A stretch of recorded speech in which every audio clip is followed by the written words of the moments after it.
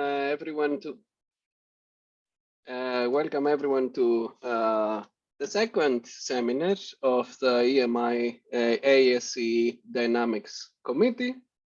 The title of today's talk is an AI-augmented imaging and characterization of complex components. And we have the pleasure of having two speakers today. First, we're going to start with Dr. Fatemeh Pourahmadian, who is an assistant professor at the Department of Civil, Environmental, and Architectural Engineering at the University of Colorado, Boulder.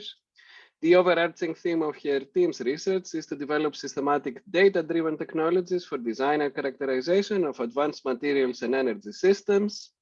She leads the Data-Driven Mechanics Laboratory, which so far has received support from NSF, DOE, and Sandia National Laboratory. Then we will continue with Dr. Juan Caicedo, who is a professor and chair of the Department of Civil and Environmental Engineering at the University of South Carolina. He leads the Structural Dynamics and Intelligent Infrastructure Research Group, which performs numerical and experimental research in structural dynamics, model updating, earthquake engineering, and engineering education. His group has received support from a variety of funding agencies, such as the National Science Foundation, the National Institute of Health, and the South Carolina Department of Transportation. I'm sure that everyone, like me, is very eager that we start with the presentations, and for that, I'm going to give the floor to Fatemeh. Thank you so much, Juan. So, okay. Let's pray and start. Okay. So, hello, everyone. Let me minimize this so I can see my screen. Okay, so hello everyone. First of all, I would like to thank you, Eleni, for your kind invitation and the rest of the organizing committee for your time and efforts organizing these seminars. I hope we're gonna have a lot of fun today. So this work is the result of my team's effort, Young's, Jen, Songling, and collaboration with Todd Marie of the Mechanical Engineering Department at ASCE Boulder, our student MV, Hussam Hadar of Enria, and Charlie Liu of Beihang University. So what's going on? Oh, okay, it does go to the next slide. So, okay. Sensing ballistic waves has been forever of interest in non-destructive evaluation of materials and components. 5-6 years ago, when fracking was booming, it was also heavily pursued for tracking and optimizing subsurface processes. Most recently, there is a growing interest in ultrasonic imaging and characterization solutions for online monitoring of complex processes, such as additive manufacturing. So far, mostly classical methods with known caveats have been explored for this purpose. To help bridge the gap, we aim to integrate recent advances in deep learning, rigorous methods in waveform inversion, and laser-based ultrasonic testing to see if we can create an automated sensing solution germane to additive manufacturing and other emerging applications in engineering. So there are two types of data that one can typically acquire in ultrasonic test or wave-based sensing in general. Remote or boundary data shown in this slide, where the measurements or the observation surface is a subset of the specimen's external boundary or somewhere far away. Okay, in many cases like this laser ultrasonic test, we have only one-sided access for excitation and measurement, typically on top of the sample. So in this case, when we are interested in remote sensing, then the objective is to image and characterize the domain's interior from remote data. That is also known as waveform tomography. Thanks to recent advances in non-contact sensing, one may also capture full field data In laser vibrometry, because we are limited to surface measurements, this happens when the wave motion can be approximated in some planar mode of propagation. In the low frequency regime of propagation, however, one may use 3D X-ray tomography or MRI to capture and get access to 3D displacement field.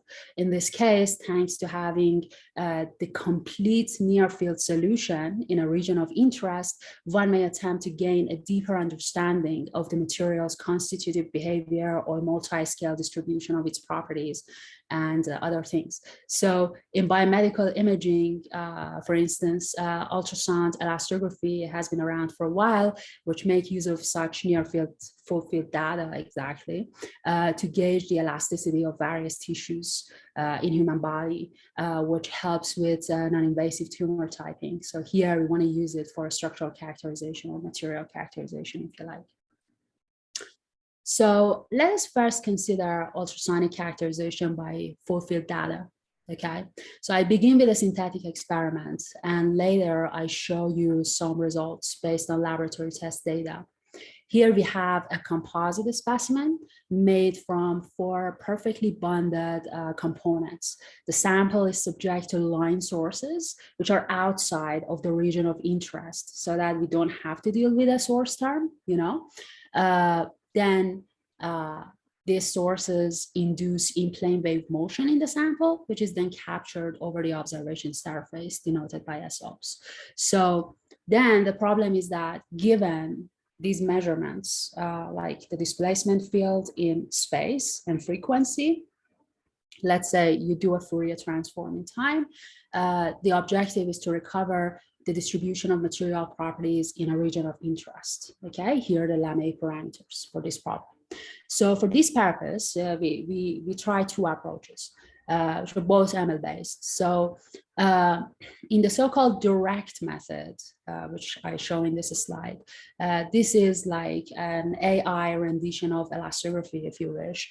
We map the material properties as MLPs. You know, the input are the spatial and spectral coordinates, all right, of the system.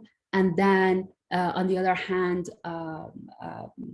thanks to the availability of dense data using laser-based sensing, you can use actually tools of signal processing to compute the derivatives via spectral denoising or spectral differentiation, the derivatives that they appear in your governing equations, here the 2D Navier equation, okay? So then the training logic is that based on minimizing the governing equation. So you want to minimize the PDE residue during the training process or the optimization process. This problem is highly ill-posed because you're just assuming that the 2D Navier equation is the equation that governs the data.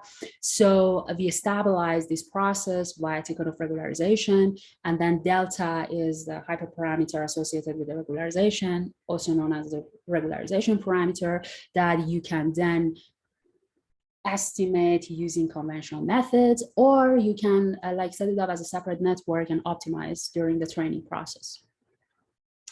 So as a second method, alternatively, one may use PINs, the celebrated physics-informed neural networks, for the reconstruction, which offers 2 advantages over the direct inversion, which I just presented. It does not require dense data. It generates a predictive surrogate model of the response, which may be used for data completion if you have sparse data, let's say, and for other purposes. So in PINs, 1 MLP, multi-layer perceptron, I should have defined this earlier for those who may not be familiar, capture the wave vector. This is like in plane wave in X and Y directions, which is a function of the position, frequency, and then ad hoc test parameters, depending how you conduct your experiments. Here, like the position of the source or the source location.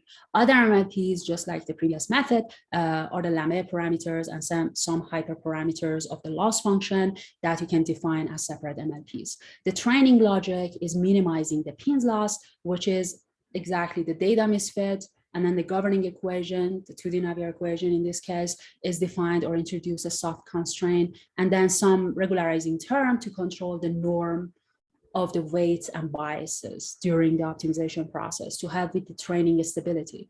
Note that here in full field ultrasonic characterization, we want to keep the Navier equation or the PDE, whatever PDE is that we are trying to impose, or the governing equations they are, we want to keep them as soft constraint, because the problem is highly imposed in a sense that we have no idea what are the actual governing equations in the domain, and they may be locally violated, as I show in the example problems later. So, and the other difference between using PIN here for the purpose of distributed reconstruction material properties is that unlike much of the literature on pins, here we conduct distributed reconstructions. So it's a little bit more volatile compared to like recovering sparse or scalar parameters, let's say 2 to 10 PDE parameters, as opposed to here we have like hundreds or thousands of unknowns. So now, given this, just to refer you to a recent preprint, if you want to know more about the theory and how you set up the problem and the details, the theoretical details, or some more results that I show there. So you can go to the recent preprint on arXiv. So let's look at some results. So for the synthetic problem that I set up the theory based on, here you see the direct inversion results. For the reconstruction of lambda parameters, here mu and lambda, this is the normal distribution of the error. So the max value is around 10%. And this is the distribution of the regularization parameter that I said it's going to help a lot with stabilizing the process. It also helps with keeping the bounds very tight on the recovered properties, so you don't get these offshoots of random kind of pixels showing up here and there. And here you see the trajectory of the loss function. So now, given this direct inversion results, let's look at some PIN's results from the same data. So PIN does an amazing job capturing the discontinuous wave field, okay, for this problem. And it's double spatial derivative. So on the top row, you see the PIN predicted horizontal component of the displacement field and its derivatives as it shows in the governing equations. The second row is the direct simulation results from FEM. And the last row is the normalized error. So you can push the error below 3% if you have good data. Okay, or you have strong signal processing that can help with cleaning up the experimental data. However, in the same exercise, when you try to train or learn the distributed reconstruction of the lambda parameters, you see that the PIN struggles at the loci of biomaterial interfaces for the very good reason that the Navier equation that you're trying to impose a soft constraint is going to be violated in those neighborhoods. Okay, so now the question is as the following: do you have dense enough data to know where the loci of biomaterial interfaces or discontinuities inside the domain, so you can do subset reconstructions if you like? Then if yes, then you can go to each one of these subsets and then do the reconstruction. And then we did that. And in the paper that we showed that you can, with pins, you can achieve the same level of accuracy as you do with the direct method. Okay. However, if your data is sparse and there's no way for you to know that where the discontinuity surfaces, then if you go in blind and then you do the reconstruction based on like the entire data and then the best equation that you guess it's going to govern the data, then you are running this risk of like you're not getting a decent reconstruction at a location where the equations are violated. So now let's look at some experimental results. So here we have a 3-layer composite or a titanium steel brass plate. It's 0.5 millimeter thickness. It is subject to a 5-cycle burst by a piezoelectric transducer on the back of the sample, and then laser Doppler vibrometer, which is mounted on a 2D robotic translation frame right, is used to do the scanning for out-of-plane particle velocity field, okay? The measurements are then used to recover the normalized distribution of E over rho, Young modulus over the density. The density is assumed to be known, so this is a normalized Young modulus, if you like, over the observation surface. So you see here a sample of the wave field that we measured here. It is interesting to know that in experimental data, because our measurements are multi-fidelity, because we are doing measurements over different materials, you see that the regularization parameter that you obtain over brass is 10 times higher than steel and titanium. With further kind of speculations, we realize that actually the reflection coefficient over brass is much lower than steel and titanium. So the data that we capture over brass is it's much more contaminated with noise. So having some measure to quantify something that is correlated with noise is nice through these regularization parameters. So then we repeated the same test. So here, the frequency, the input frequency is 80 kilohertz. We decided to repeat the test at much higher frequencies. So here you see the direct inversion, and then we imposed the equations for flexural waves in thin plates as the governing equations, okay? And then this is we get by 20% error, we almost recover the nominal values in the for all of these three kind of specimens or metals.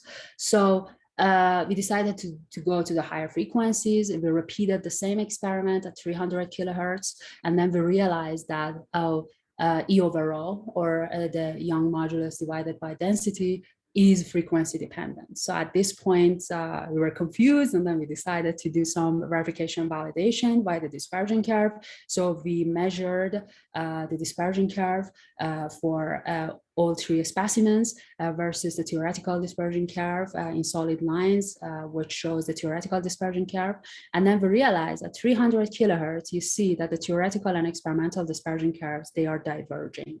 So the message is here that in full field characterization by way of ultrasound or other wave-based methods, you always need verification and validation if you are using a data-driven approach. Because when you're imposing the flexural waves in thin plates, and then this theory is not descriptive anymore, or at the verge of being violated, you know, then what your math does is going to fit that model as best as possible. But there is no guarantee that the coefficients that you recover, even though they have very good precision, because at high frequency, you have lower signal to noise ratio. So you have 10% error, even better than the lower frequency.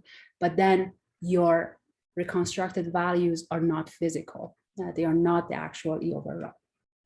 So PINS, again, on the same data set, performs excellent in recovering or capturing the waves, but then it struggles in reconstruction, distributed reconstruction of material properties because of the same reason. But here also we do single source reconstruction, which again, apart from material interfaces, also struggles at the loci of vanishing displacement field that you see here. So there are kind of advice and like ways to fix this, which is more in that preprint, which I refer you to that for more information on this. So maybe this is a good point to move on to the second part of the talk that I want to talk about, remote sensing for damage detection. So let's say, what if we have remote data? What if we don't have full field data, and we have some boundary data or some other remote data, and we want to use it for damage detection?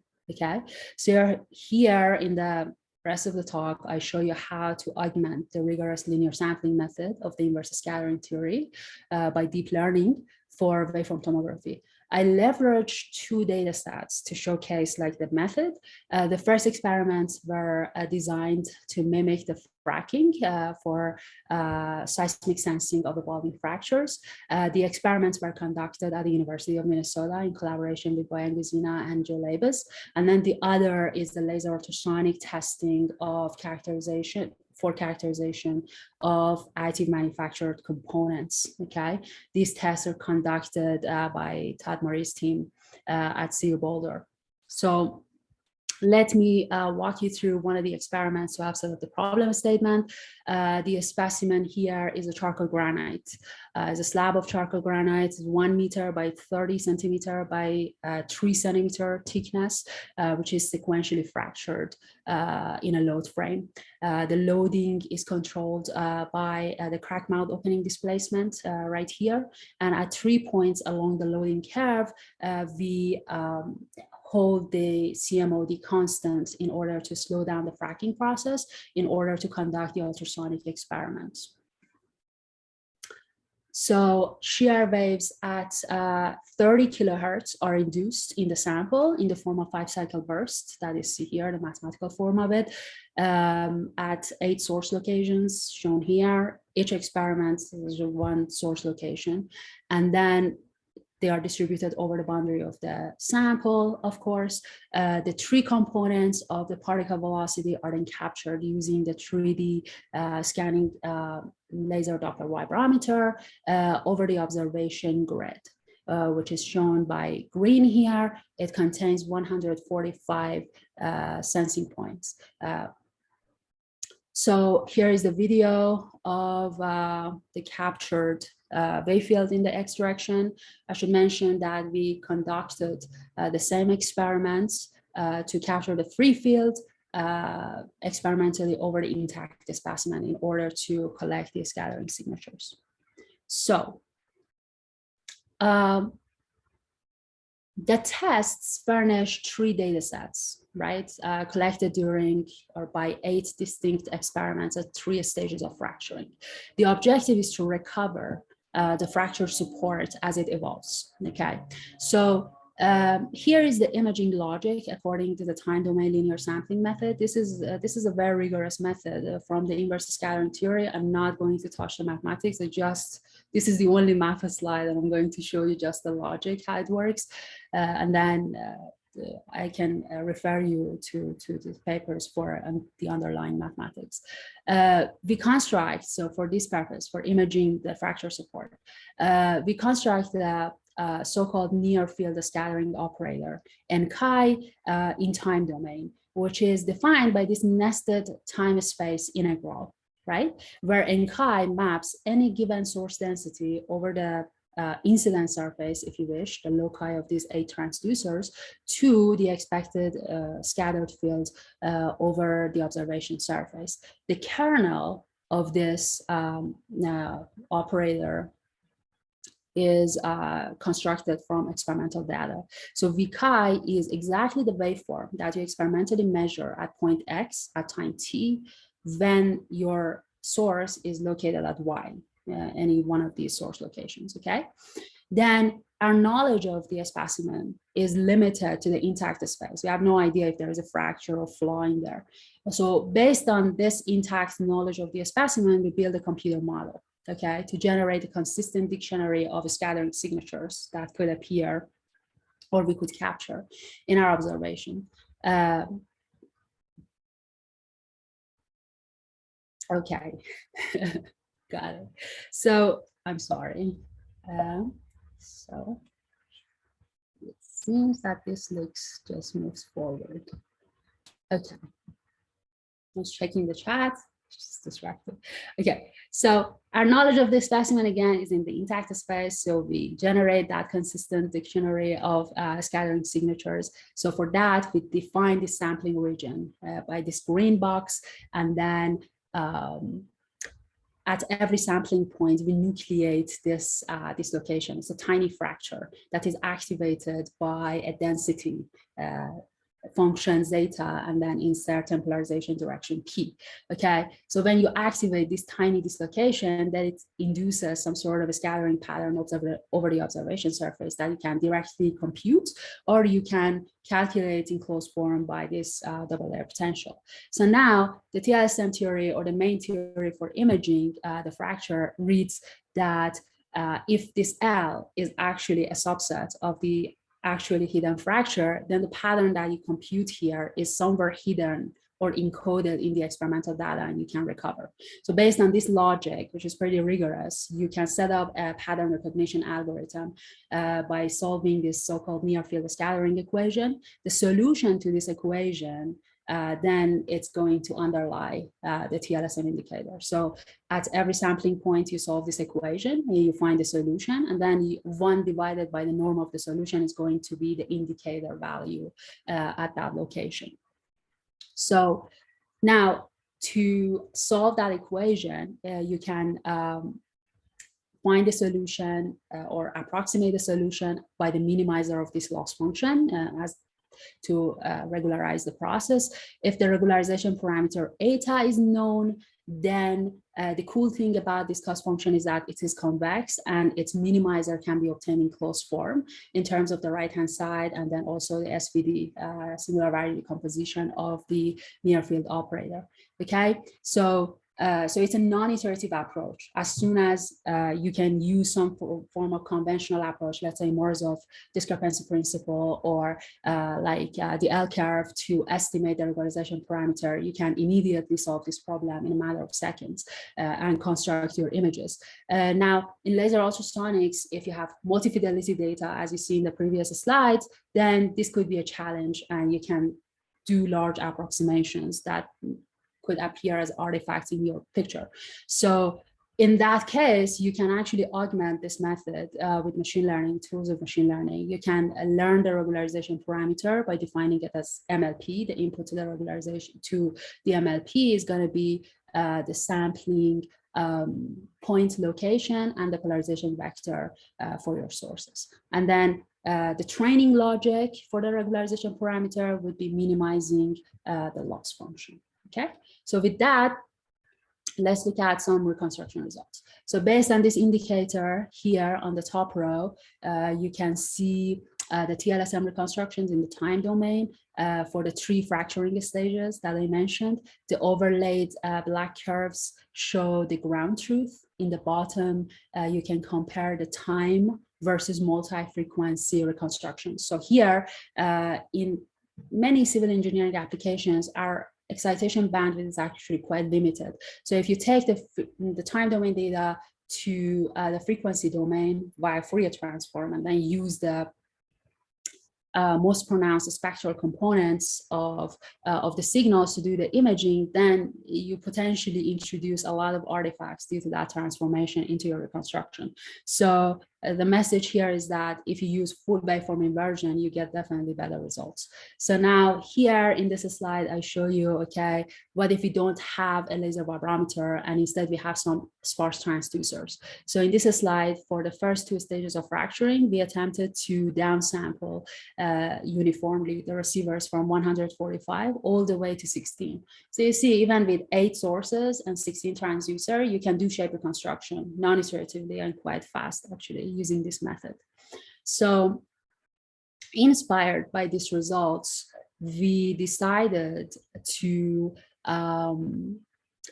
examine this, the imaging ability of TLSM in laser ultrasonic imaging. So here you see a schematic of such experiments, and these could be easily set up or directly lend themselves to additive manufacturing processes. So you see the excitation is a pulsed laser to induce ultrasonic waves on the sample surface via thermoelastic mechanisms. So, and a photorefractive interferometer is used to capture the scattered wave fields over the sample surface. Okay, and that's the green ones. So access to excitation and measurements is strictly one-sided in this case. However, the cool thing about laser ultrasonic testing is that because your excitation is via the high-powered laser, you have a dense grid of excitations, and therefore you can capture a very rich data set over the sample surface. And also your excitation bandwidth is quite wide, and that's actually proves to be very helpful. So we have 3 aluminum samples of thickness 3 millimeter, and they are all featuring like cylindrical holes of order of hundreds of micron diameter. The aperture for measurement and excitation is 9 millimeter, as you see here, and the excitation and measurement surface is sampled at 121 sources and receivers. So this is how the excitation signal looks like by the laser, and then this is time history of a scattered field at one of the transducer locations. So here is the reconstruction results from synthetic data that mimics the experiments. You can see the wideband data over a dense grid. Even when you have one-sided access to the sample, allows for shape reconstruction. Interestingly, the TLSM, this is a time domain reconstructions. This is a reconstruction in the frequency domain. You see the time domain reconstruction, thanks to a full waveform inversion in time and space, we are able to fully recover this tiny scatter, which is completely masked by this larger scatter on top. And note that your access to the specimen is only on top. So there is no way for your transducers or for your waves to directly see this hidden scatter in the bottom. So just to give you an idea of where this reconstruction stands with respect to the state of the art. So here I show you a comparison between a time of flight reconstruction from sample 2 data set, which is a prevalent technique. It's considered the state of the art in laser ultrasonic imaging. And this is the LSMs in time and frequency domains. So here is the results from experimental data. So now we are working on using ML and combine that with principles of spectroscopy to learn the test parameters, to somehow find a systematic way to minimize the effect of noise and also to automate the entire imaging process. So maybe this is a good slide for me to end, just to show you the potential of deep learning here. So here I show you how deep learning can help kind of minimize the artifacts that appear in the image reconstructed by conventional regularization techniques, as opposed to when the regularization parameter is learned via deep learning. So with that, I think I'm pretty much done. So thank you, Fatemeh. Yeah, thank you for the attention. A reminder to the audience that we are going to have all of our questions to both speakers at the end. And so we're going to proceed with the second presentation. And Juan, the floor is yours. Thank you, Manoli. Fatemeh, great presentation. I think the idea of trying to do these measurements at a broader scale and space is great.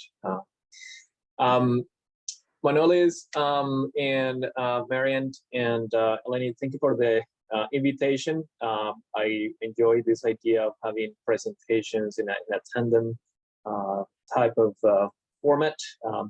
So I'm going to take a little bit of a broader view and talk about challenges and opportunities of intelligent infrastructure, and then look at the idea of where we're heading on this, as well as sharing some of the work that my research group has done over the years. So when we look at this idea of intelligent infrastructure, we look at definitions online, you can find things like this, using sensing and actuation to automate and improve operations. And those improved operations can be, for example, identify damage after an earthquake, or being able to help improve the dynamics of a structure during a dynamic event, for example. But I think the opportunity is to expand that definition. And if there is anything that you get out of this 20-minute presentation, is expanding that definition to improve people's quality of life. And I think we frame it in this fashion is going to open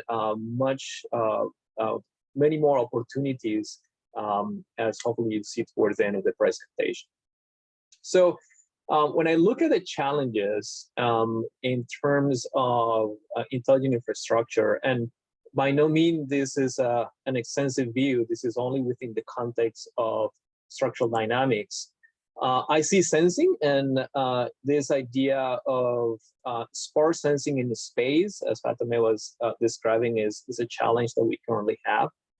I see a challenge in terms of loading. Some of the loading is still unknown. And if you had the opportunity to go to the engineering mechanics conference in Atlanta, there were some really interesting presentations about understanding, for example, dynamic loading in wind turbines in the oceans, a very complex loading condition. So there is still some more work on that. And of course, modeling and computing, there are new tools available that we could use in the community to be able to expand this idea of intelligent infrastructure. So let me say a few words about work that we've done in terms of sensing and in terms of loading in my research group, and hopefully that helped people have some ideas for the research. So one of the things that we did is to look at using accelerometers, but instead of using those accelerometers in a stationary fashion, have the accelerometers moving. And if one has a simply supporter beam, and this is without any loss of generality, all these applies regardless of the structural system or the boundary conditions. One can say that we can define the mode shapes and the natural frequencies as a function of the mode shapes as a function of the space, and of course the natural frequency in terms of some of the characteristics of the material and the boundary condition, right? So what it is possible to do is to have one of those sensors moving, and that sensor will start collecting the acceleration of the structure as a function of time and space, right? And that can be combined with one or many sensors that are actually stationary on the structure. So if one starts writing this equation, and let's say that for the in this case we have some type of sinusoidal loading, it is possible to write these mode shapes as a function of directly from the acceleration measurements if one takes the data of particular times. So what I mean by that is that if we have, let's say, this is the data of the moving sensor, this is the acceleration, and as this sensor moves over the length of that beam, this is the data that we'll collect. But as we identify the places to take that acceleration measurement and back calculate the mode shapes, this is basically what we have with many data points for the mode shape, even though we have only one acceleration record. And that can be expanded to higher modes. So this is an example of the first mode. This is the example of the fifth mode. And it's possible to get many data points. Now, this can be expanded not only for sinusoidal excitation, but also for impulse excitation and also for ambient excitation. And for ambient excitation, we're going to need basically two sensors, one that is stationary and at least one that is moving. And the idea is that it's possible to do some space frequency representation. From that space frequency representation, come back and identify those modes of vibration. When we look at some experimental setup where we have a beam in the lab and we have this moving thing going around, and we have two sensors, one that is stationary right here in the middle, another one that is mobile, then we can collect the acceleration measurement. And from that acceleration measurement experimentally, we're able to back calculate the modes of vibration pretty well. It's interesting that even with the same data, we can get different points. In this case, on the left-hand side, we have 21 points. The right-hand side, 43 points. The quality of the reconstruction of the mode shapes does decrease depending on the number of points model coordinates that one wants to extract out of the signal. The speed of the moving sensor is also a factor there. So if the moving sensor is moving much slower, it's possible to reconstruct many more points. So that's some of the work that we've done in the area of sensing, not necessarily in the idea of developing new sensors, but using sensors in a slightly different way. Now, in terms of loading, I will say that it's not only that we don't know the loads, but I actually think that we need to study more the interactions that we have of the structures with other type of systems. And one of the ones that we have studied in the past is this idea of human-structure interaction. So this is when we have a structure. In this case, it's a fairly simple single degree of freedom system. This is a cantilever system with some concrete blocks to create some mass in it, and we have a person in it.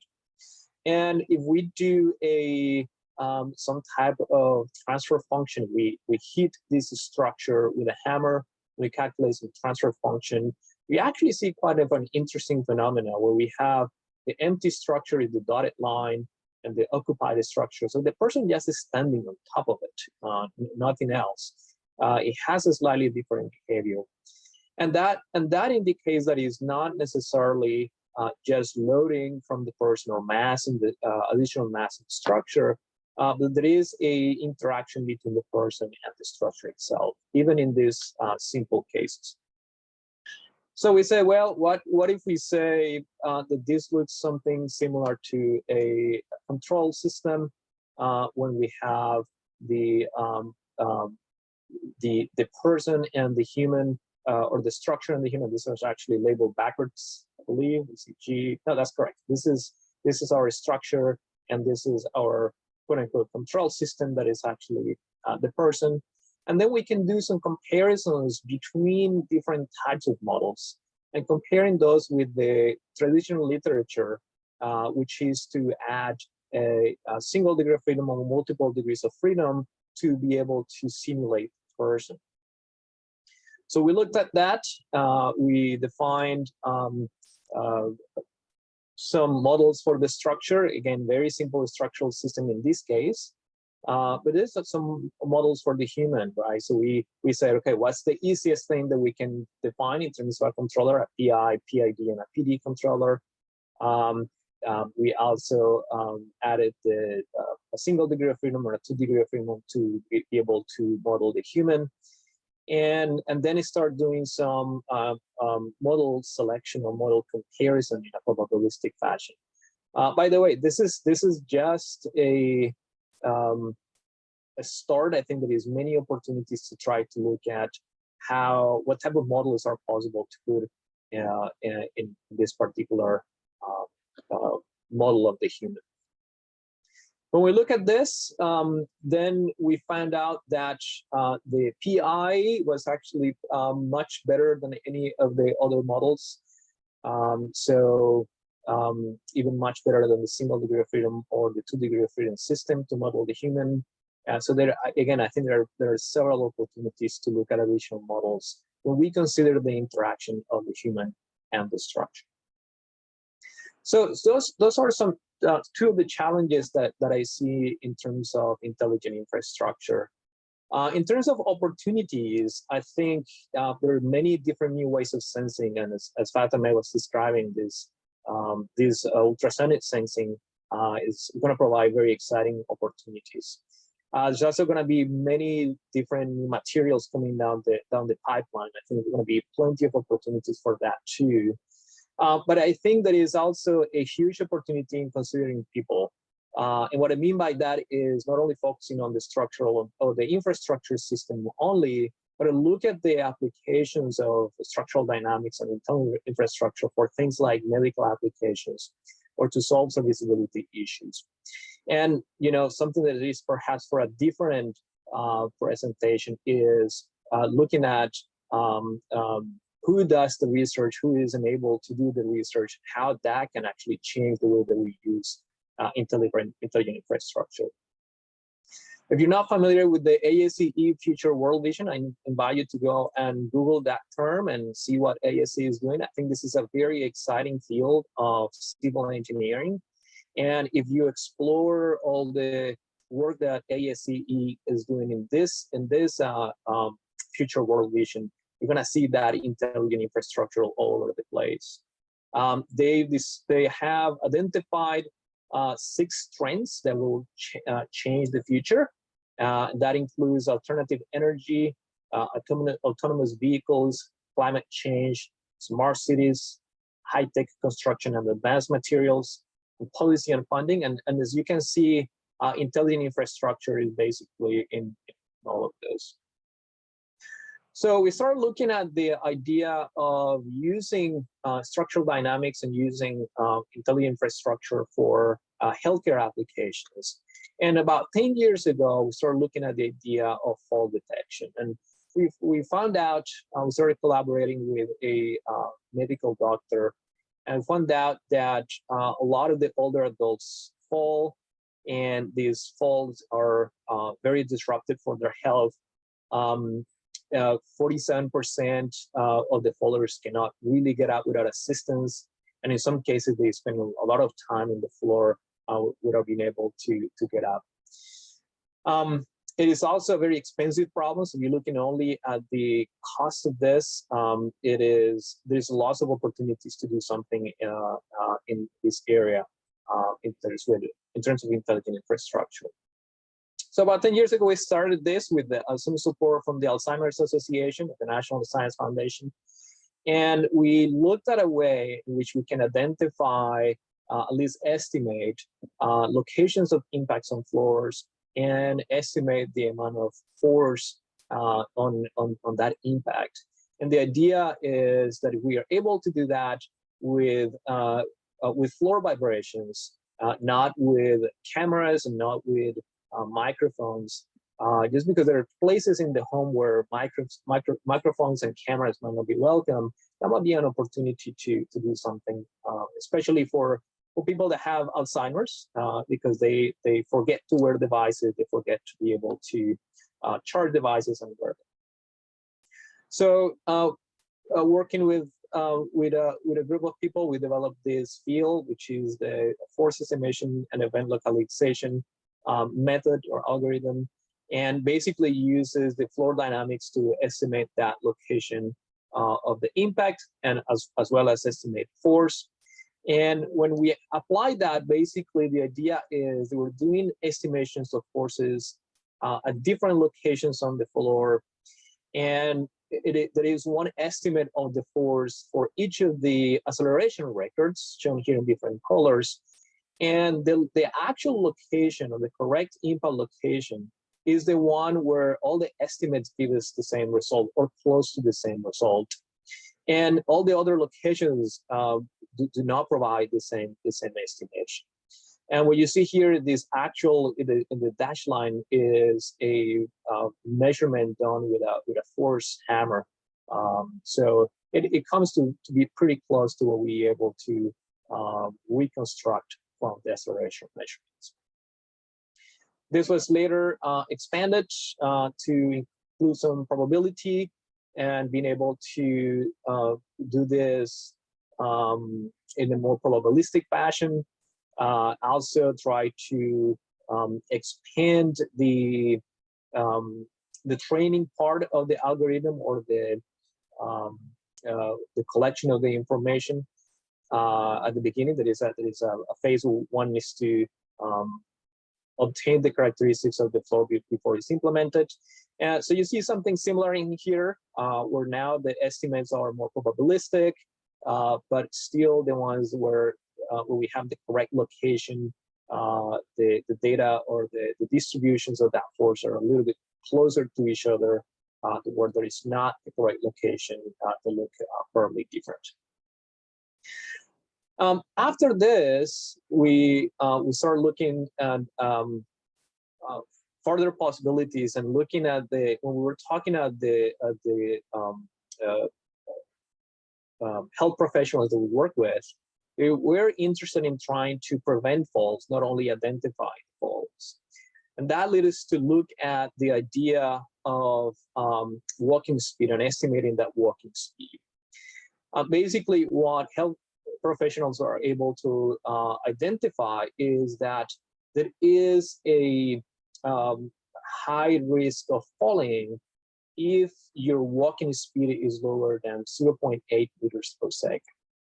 So you see here different things that can happen depending on your walking speed, right? So if your walking speed is higher than 1 meter per second, you're able to do most of things independently. As that starts slowing down, you're gonna need a household walker and other things, right? So we start looking at this, and we propose the idea of using floral vibrations again to be able to estimate gait parameters, not only walking speed but cadence as well. And with that, we got some from the National Institute of Health, and we're able to develop a probabilistic model when we look at the acceleration records as somebody walk, and able to estimate the cadence, and we're able to estimate the walking speed based on those records. Now, considering two things. One of them is missing information.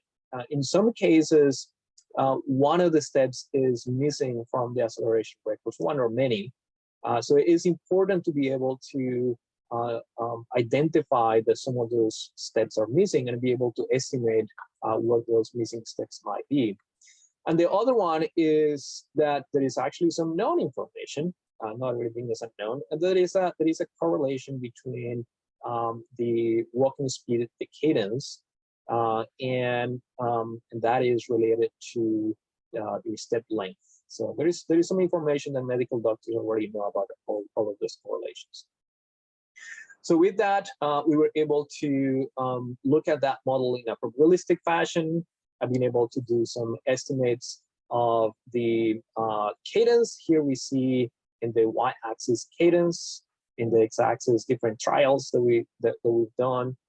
And when we looked at what is the precision that is needed for medical doctors to tell something about the health outcomes of a person, we were able to identify that 10 steps per minute is about the range of the precision that they need in terms of cadence, and about 0.1 meters per second to 0.14 meters per second is what they need in terms of precision and walking speed. And the algorithm seems to be doing okay for both of them. Each of these plots has different walking speeds of a person over a concrete floor, basically, where there were some 4 accelerometers not too far from the person walking. Same thing for the estimations of walking speed. So we have, this is the 0.14, which is what is the range that is needed. The estimates actually are quite good, and are able to provide information to the medical doctors. When we look at the one particular record, and we look at the distribution of the cadence, with the distribution of the walking speed, and we compare that with the gold standard for this type of research, which are some wearable sensors called APDM sensors, the results are quite good. Cadence in particular is very close to what is measured, and walking speed is a little bit off, but not significantly. That is a concern, or they will not give will not be able to give information to the health professionals. Similarly, it is able to identify or estimate times of the steps, even if some of those are missing. So anyway, hopefully this gives you some ideas about the challenges and opportunities of intelligent infrastructure. But I do want to emphasize this idea of people. I think if we go back and looking at what can we do for people with intelligent infrastructure, we're going to open a wide range of possibilities. Thank you. Great.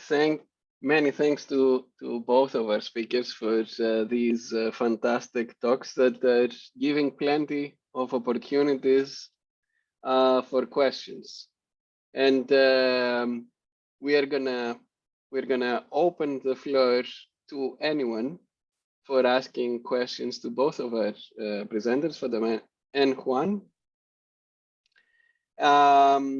And we are gonna start. As you are thinking of questions, I'm gonna start with a question to Fatemeh. Of course.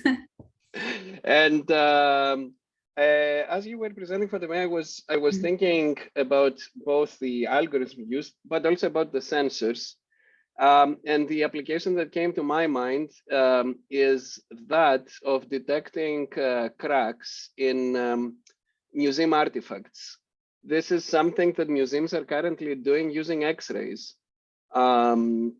Typically, these are conservation groups that are running this kind of research. So they would run an X-ray scan of what is usually an organic material or marble or some kind of stone. I wonder if the techniques that you presented, and especially the sensors technology that you presented, could actually have an application in that direction too. Thanks for your question, Manuel. I think it's a very interesting direction. Like, I think in terms of applications, when I think about it, I always think about the scales. Like, it's always the questions, what is the objective in terms of like, what is the scale of the cracks, let's say, that we are interested in recovering? Like, are we talking about like cracks in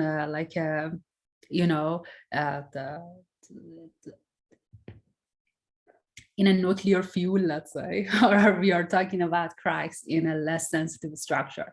So if the question is, okay, larger scale cracks, and then the cool thing about like museums is that they want to do, I assume they use X-ray because it has the least amount of damage. Yes, yeah. And then they can recover also super fine features, but maybe not so practical like for a super large scale structure. Mm-hmm. So maybe like with laser-based sensing, in terms of sensing, I think that could be quite cheap actually to conduct. But in terms of excitation, I would say laser-based excitation is going to be much more challenging for large scale structures. To kind of use high-powered laser to excite structures of that magnitude is going to be hard. So there should be some adjustments. I don't know if that answers. It does, and perhaps I phrased it so very often what they study is not the building; it's actually like a statue or a mini statue. So the objects are actually quite small. Yeah. Yes. Okay, in that sense, yes. Totally. It's in that sense. Yes, yeah. But obviously, you are right. A very large concern that they have is about the structure or the building that houses the museum too. I'm gonna hand over the question moderating to Marianne so that she can pass the question to Eleni, who is raising her hand. Absolutely, Eleni, please go ahead. Yes, so I would like to thank you both for the very nice presentations, and also to see that there's applications of dynamics and monitoring completely actually in fields that can be considered disparate in a sense. In my question to Juan, I'm wondering about, there's this heavy discussion about bringing the user or the human in the loop in what we do. And what you showed is an excellent manifestation of this. What I'm wondering is, when we try to do something like this, is the engineering competence sufficient, or do you need to collaborate heavily with experts from other domains, including, in your case, health experts, but maybe even social scientists eventually? Is this a consideration? Yes, that's an excellent question, and I have to say, as engineers, we're not knowledgeable enough to be able to do this. It's essential to be able to collaborate with other people. In this particular project, we're collaborating with a person that is a gerontologist, so he deals with elderly. but we also with an exercise scientist. So she knows the body, she knows how gait happens. She's done a lot of studies in terms of walking speed and cadence. It is, even though it sounds easy to understand, there is a lot of details embedded in that we just don't know. The other thing is, I think is very important also because I think the new ideas come from those collaborations. So even though we started looking at fall detection, we then later identify that that was not really the goal. The goal would be to prevent the fall, not to identify the fall. Because if we're able to prevent the fall, then it's a much more powerful tool, right? And then the other thing is interesting because as we do advances in engineering, that actually starts creating new questions for the health professionals. So now, based on the outcomes that we're having in terms of walking speed and cadence in some participant homes, so we actually we're instrumenting people's homes and identifying these parameters over relatively long periods of time. Now the health professionals are asking themselves, wait a second, well, we thought that it was the case, it might not be the case anymore. So this development of new tools create the feedback loop where they're now starting to ask questions to generate new knowledge in their field. So since you said that, as a follow-up to my question, maybe I can ask something to the both of you. Both of you showed potential of using measurements or monitoring means to do some sort of discovery, right? Or there is the potential for discovery. You just said this, Juan, and I think in the case of Fatemeh, that's also the point of using, I guess, pins together with data to possibly try to discover the underlying laws or characteristics of the material in that case. What is the room for scientific discovery, given the method that we use today? What do you see as opportunities for the future?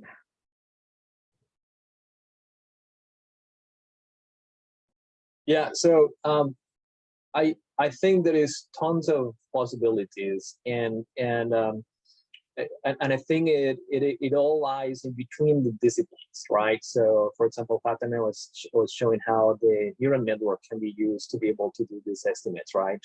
So now this is talking about computer science, and then the material aspects. In our cases with medical doctors, and we're starting looking at also, we're starting to talk to other health professionals and social scientists. So I think even the same methods that we have right now, if we look at problems in different ways, we're going to find some new laws, some new knowledge that then can be used for something else. Fatemeh, what do you think? I think that was an excellent answer to the question.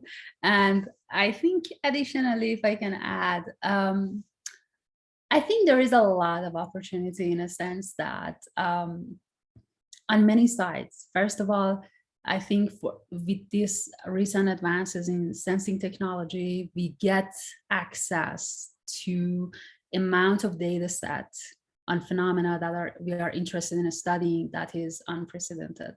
We previously didn't have access to that amount of data. And the possibility that the deep learning offers in automating the process of like learning from huge values of data is immense. This comes with, there are lots of approaches, like there is Cindy, Vic-Cindy for learning the governing equations. Since you mentioned this, actually, this is a good example. Yeah. My observation to this is that we also use it, but we have to sort of bias the discovery, right? Because you have to feed potential basis functions into Cindy, for instance. So which is nice, you can give some engineering knowledge. That was exactly. So that but it also may restrict what you can discover because it's a combination of what you fuse. So it's actually, I guess it's a big discussion, but it's exciting for me. And I think also for what you showed. I think there is a lot of potential, but in my talk, at least in my first kind of approach to this, I try to be very cautious, and I try to convey this message that data-driven discovery is very exciting, but it cannot just go alone. It should be coupled with rigorous kind of campaigns for verification and validation.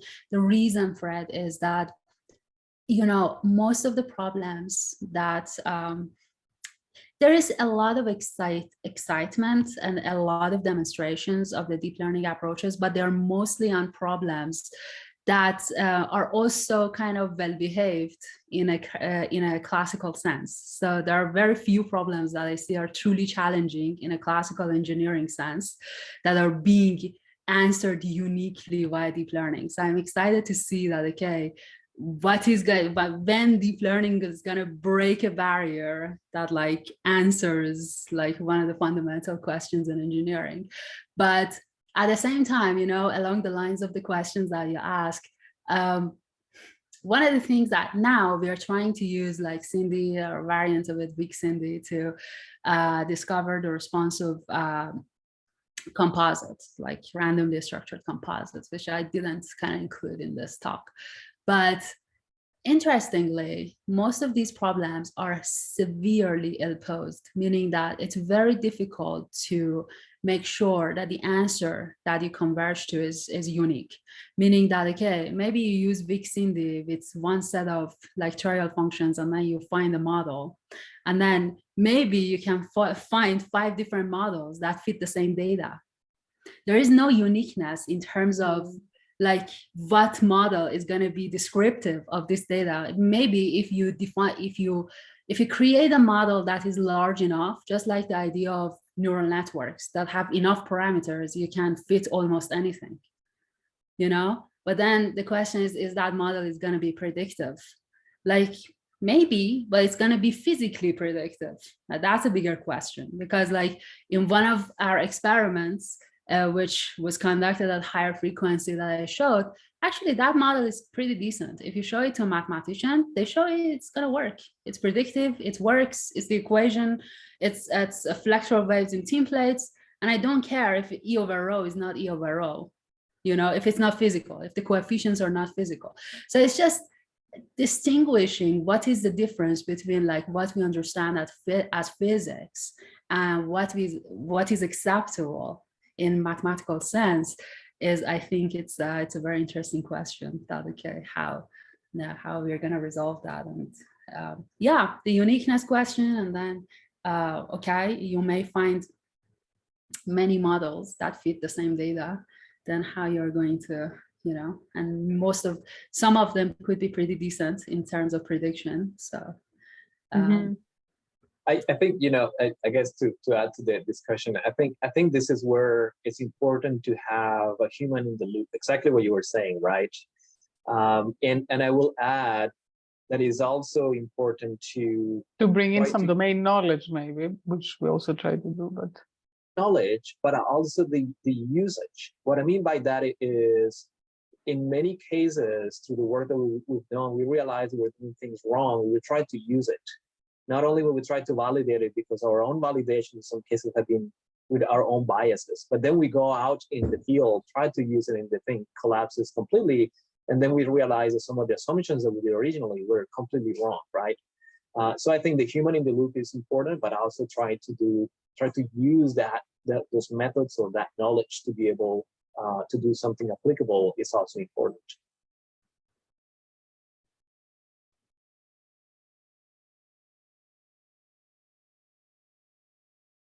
Those are excellent points. Is there any other lingering questions from our audience that has been with us thus far?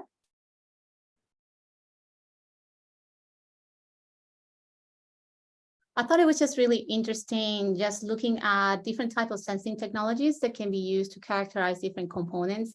And I was lingering in my mind, it's like, why should we even use AI for these problems? So I'm glad that you reinforce why you have, it's not just AI, but you're using physics-based models to really make sure that the information is gathered there. So I really do appreciate that. And I thank you for providing that link for future world vision. I have not looked into that, and it's interesting to see what 2070 will look like as technology continues to develop. So one question that it always comes across in my classroom, and I'm wondering how you answer it, it's like, are all civil infrastructure instrumented? Like I saw some moving sensors, I saw some sensors, I saw some, characterizations, and I'm just wondering, is that a commonplace now? Yeah, so that's an excellent question. And what I often get from funding agencies that are more applied, like the Department of Transportation, they ask me is, okay, how long is this sensor going to last? And that is something where we as civil engineers need to now collaborate with electrical engineers to be able to really do robust sensing, which I don't think we have right now accessibility to. So what ends up happening, maybe I'm wrong, but that's my view right now, is we ended up spending a lot of time and money maintaining the monitoring system that is unfortunately designed for a shorter period of time that our structural systems are designed. So that maybe we need to rethink about how we're going to do the design of the system, the full system, including the monitoring system with the structural system, so it does last 100, 150 years. I don't think we're there yet. That's definitely another challenge and another opportunity that we have in the field.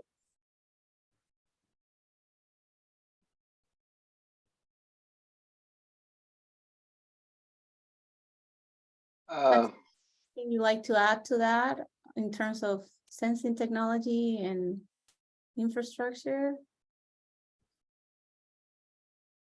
I think Juan mentioned covered all the bases, I think. Yeah, in terms of like the opportunities for using deep learning, it's mostly, I see that in two senses. One is in automating processes, that automating and improving, most of the deep learning that I see in the literature right now, they're actually trying to like augment existing technologies in order to like improve like their performance and something like that. So one is in automation, and then the other thing is actually working in tandem with other engineering advancements, meaning that, okay, we are not just relying on like some data-driven approach or some deep learning method to now derive the technology forward. We actually use it to build on what we have accomplished so far as engineers and scientists. I think like coupling tools of deep learning with the knowledge that is already existing is going to be very powerful. Perfect. Thank you so much. Manolis, would you like to ask a Yes. question? Yeah, actually, it's perhaps the same question to both of our speakers, but Fatemeh, you showed research inspired from biomedical engineering applications applied to the civil engineering world, and Juan showed civil engineering starting concepts and algorithms applied to the biomedical engineering world, and I think they are both great. Perhaps something that we have now as universities and as civil engineering faculties is that lots of our students are more interested towards other directions. And in fact, biomedical engineering is one of those directions. And I wonder, what are your thoughts in terms of also the undergraduate training of how we can potentially fuse these directions with our undergraduate programs in civil engineering that make them part, or what are your thoughts on this?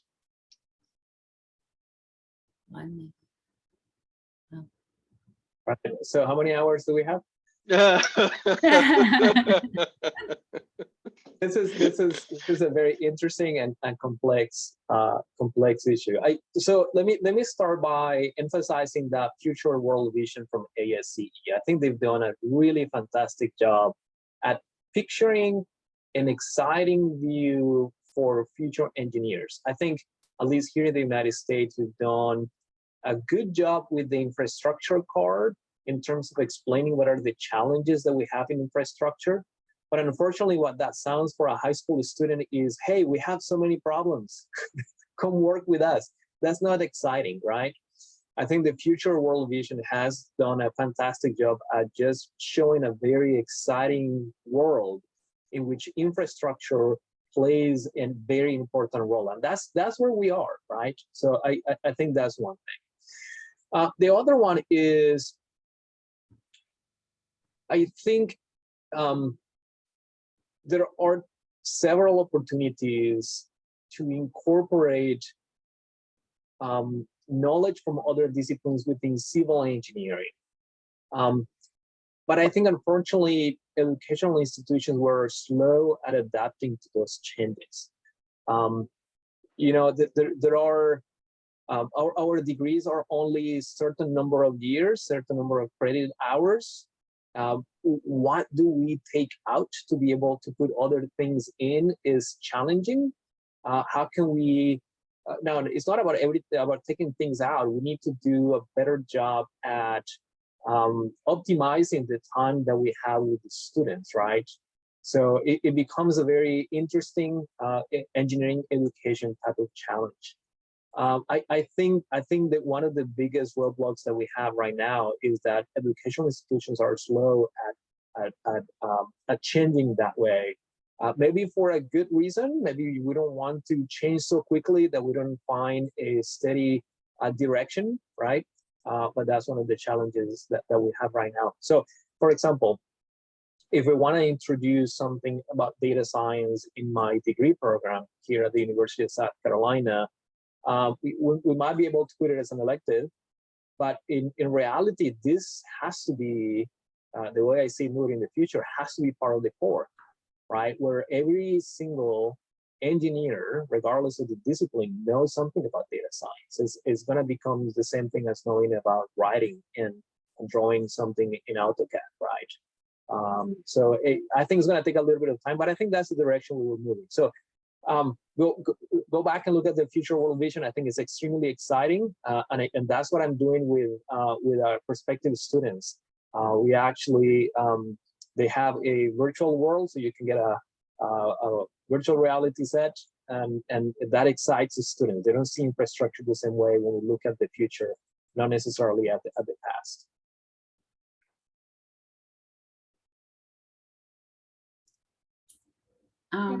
Okay, what I can add, I think Juan's answer was perfect. There was very few things that I can add. I think one idea could be just to start from where Juan said that, okay, maybe we add an elective, very applied, hands-on course on like basic tools of deep learning, like how to get it to go for an array of engineering applications at the undergraduate level. I think that could be like just a course that goes parallel to computer programming or something like that. But I think if I were to like project like toward future, I think I'm not sure if our current I don't know if I would approach engineering this way. I would say that, okay, maybe I would just keep a general approach for the first 2 years or 3 years for undergraduate students to just science and engineering, just learn the fundamentals that is pertains to the future, fundamentals of math, physics, computer science, whatever that you need to be equipped with as a general engineer or scientist in any discipline for the 2-3 years. And then after that, I built on top of that some specialty depending on the application that they are interested in. So I think over time, maybe these like interfaces between different disciplines kind of they displace or they wane, or so we'll see what happens. But there's definitely exciting to see how everything evolves. Yeah. Absolutely. No, these are all really excellent points. And last call for any questions for our wonderful experts. It has been such an enriching, lectures, and it's going to be recorded. So I invite all of our audience to reach out to our speakers if there's any questions or follow-ups. We want to thank everyone that attended the seminar, and we invite you for the upcoming Dynamics Community seminars as well. And And if we have no other questions, perhaps it's then a good opportunity to ask our two speakers if they have any message they want to leave us with today. I really do want to say thank you for organizing this. I think this is an excellent venue. And I'm looking forward to the future seminars. Same here. I would like to appreciate your efforts. I think the seminars are great. And thank you for your efforts. And I look forward to attending future seminars. Yeah, definitely. Great. Thank you from our side as well. So we'll say goodbye. I guess I stopped the recording. And thank you very much for joining. Fantastic. And thank you.